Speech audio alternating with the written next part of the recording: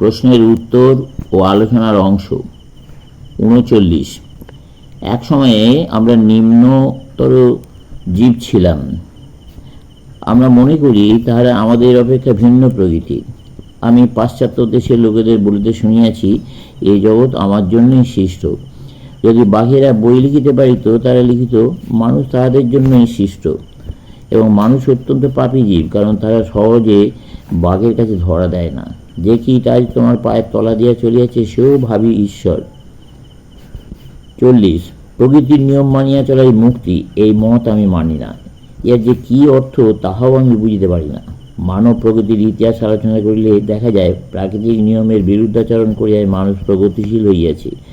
একথা বলা যাইতে পারে যে উচ্চতর নিয়ম দ্বারা নিম্নতর নিয়ম জয় করা হইয়াছে, কিন্তু তাহাতেও জয়শীল মন মুক্তির চেষ্টাই করিতেছে, এবং যেই মাত্র বোঝা গেছে সংগ্রাম ও নিয়মের ভেতর দিয়াই চলিয়াছে, তখনই উহাকে জয় করার চেষ্টা হইয়াছে। সুতরাং প্রতি ক্ষেত্রে মুক্তিই ছিল উদ্দেশ্য। গাছ কখনো নিয়ম লঙ্ঘন করে না, গরুকে কখনো চুরি করিতে দেখি নাই, শুক্তি ঝিনুক কখনো মিথ্যা বলে না, তথাপি তাহারা মানুষের চেয়ে উচ্চতর নয়। এই জীবনই মুক্তির এক প্রচণ্ড ঘোষণা।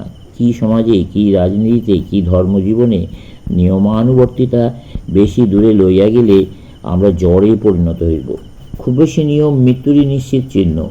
যেখানে এই সমাজে নিয়মের আধিক্য দেখা দেয়, সেখানে নিশ্চয়ই বুঝতে হইবে যে ওই সমাজই শীঘ্রই মরিবে। যদি তোমরা হিন্দু ভারতের বৈশিষ্ট্যগুলি আলোচনা করো, তবে দেখিবে হিন্দুর মতো অন্য কোনো জাতির জীবনে এত বেশি নিয়ম প্রচলিত নাই, এবং ফলে জাতি হিসেবে হিন্দুর মৃত্যু ঘটিয়াছে।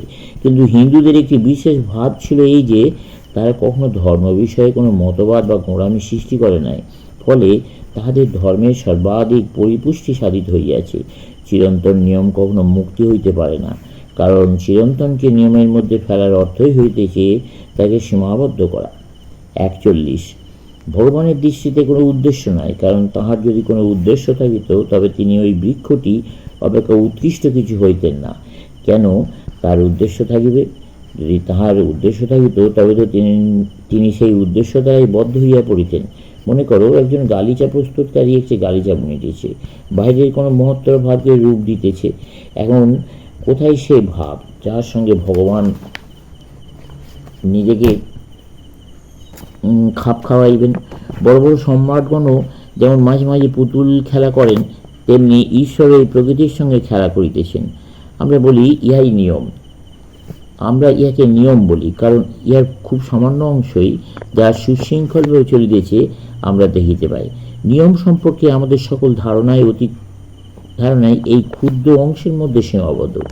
নিয়ম অনন্ত, অর্থাৎ অনন্তকাল ধরিয়া প্রস্তর পড়িতে থাকিবে, ইহা একেবারেই বাজে কথা।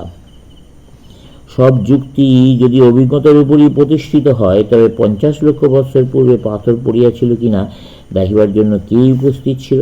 সুতরাং নিয়ম মানুষের স্বভাবগত বস্তু নয়।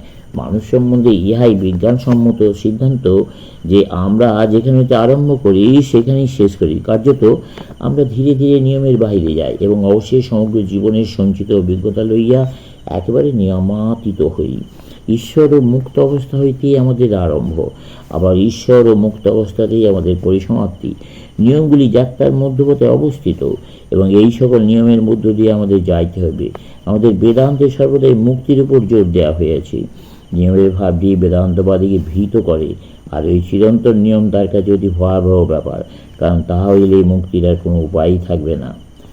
যদি এমন কোনো চিরন্তন নিয়ম তাকে সর্বদাই বাঁধিয়া রাখে, তবে মানুষ একখণ্ড তিনের মধ্যে পার্থক্য কোথায়? আমরা নিয়মের সেই বস্তু নিরপেক্ষ অ্যাবস্ট্রাক্ট ভাবটি বিশ্বাস করি না। ৪২। আমরা বলি যে মুক্তি লাভ করিবার চেষ্টা আমাদের করিতেই হইবে, আর সেই মুক্তি ঈশ্বর বা ভগবান, সেই এক আনন্দই মানুষ সর্বত্র উপভোগ করে। কিন্তু যখন কেউ সসীম কিছুতে আনন্দ পাইতে চায়, তখন সে তার কণিকা মাত্রই পায়।